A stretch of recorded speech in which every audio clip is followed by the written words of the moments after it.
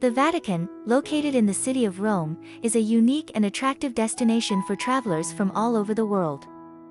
Known as the world's smallest independent state, it has great significance for both religious and historical reasons.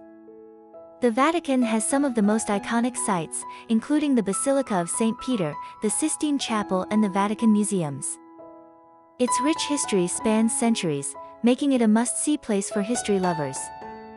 Tourism plays an important role in the Vatican economy, and visitors flock to witness its rich history and cultural heritage. The Vatican Museums hold an extensive collection of art masterpieces, including Michelangelo's famous frescoes in the Sistine Chapel. The visit to the Vatican provides a unique opportunity to get acquainted with centuries-old architecture, stunning works of art, and personally acquainted with religious traditions.